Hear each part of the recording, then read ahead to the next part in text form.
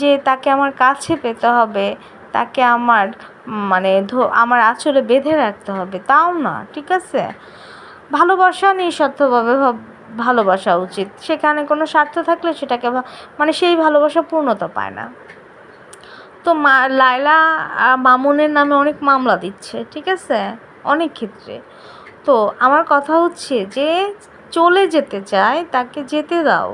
হ্যাঁ, তোমার দেখতে হবে, তুমি তো আমাদের এক একজনের মানুষের গড় আয়ু হচ্ছে 40 থেকে 60, ঠিক আছে? তো সেখানে লায়লার নাকি 50 এজ হয়ে গেছে, আর 10 বছর বাঁচবে, আর মামুনের ফিউচার তো পড়ে আছে। হ্যাঁ, তুমি ভালোবাসো, ঠিক আছে, তোমার কাছে থাকতে চায় না, ওকে যেতে দাও, ওর ফিউচারটা সুন্দর করুক, ওর জীবন সঙ্গীটা ওর মনের মতো হোক, বা যার সাথে ওর জীবন কাটাবে। তোমার বাচ্চা কাচ্চা তোমার কখনো নিবা না বা হবে না, ওর তো ফিউচারে সন্তানও দরকার আছে, তাই না? তো এই যে এতটা মামলা দেওয়ার তো দরকার নেই। আমার কথা হচ্ছে, তুমি আমার কাছে থাকতে চাও না, তোমাকে আমি মুক্তি দিয়ে দিলাম, ঠিক আছে? হ্যাঁ, তুমি সুখে থাকো, তুমি শান্তিতে থাকো। ভালোবাসি আমি যাকে ভালোবাসি মন থেকে, হ্যাঁ, তাকে যার জন্য আমার জীবনটা পর্যন্ত উৎসর্গ করে দিতে পারবো, তার জন্য আমি সব কিছু করতে পারবো।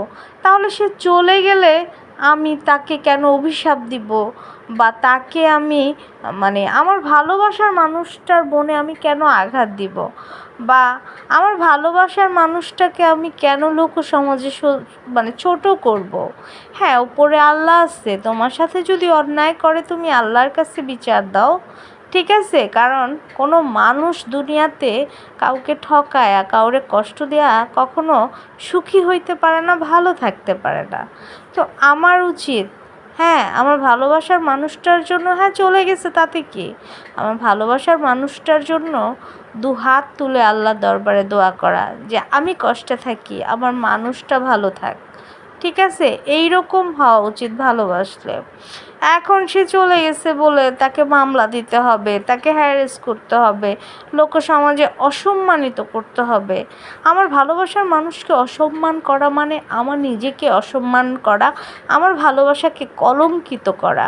এটা আমার মনে হয় শুধু লায়লা আর মামুন না, এটা যারা প্রকৃতপক্ষে সত্যি ভালোবাসে, ভালোবাসা এইরকম নিঃস্বার্থ হওয়া উচিত। আমার ভালোবাসার মানুষটার সুখটা আমার সবসময় কাম্য করা উচিত। হ্যাঁ, এখন আমি তাকে পেলাম না, সে আমার কাছে আসে না, এটা ঠিক আছে? এটা মোটেও কারো ক্ষেত্রে ঠিকটা। তো যাই হোক, বললে তো অনেক কথা, আমি যতটুকু আমার মনে হলো, এটা আমার মন মানসিকতা থেকে আমি বললাম।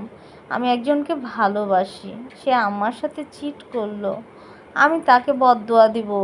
বা বদদোয়া তো আসলে দিতে হয় না, যে তুমি তার জন্য কষ্ট পাচ্ছ, এই হাকটা আল্লাহর তরফে, আল্লাহর কাছে অতি দ্রুত চলে যায়, তোমার অভিশাপ দিতে হবে না। তোমাকে দেখার জন্য তো আমার আল্লাহ আছে, আমাকে দেখার জন্য আমার আল্লাহ আছে। হ্যাঁ, তো আমার সাথে যদি কেউ অন্যায় যদি করে, সে তার সঠিক বিচার ঠিকই পাবে। হ্যাঁ, তাই বলে আমার তার পিছু লাগতে হবে? আমি যখন একজনকে অনেক ভালোবাসি, আমি তাকে কিভাবে অভিশাপ দেই? আমি কিভাবে তার ক্ষতি করি? তো যাই হোক, সবাই ভালো থাকেন, সবার জন্য অনেক অনেক দোয়া এবং ভালোবাসা রইল। আসসালামু আলাইকুম, আল্লাহ হাফেজ।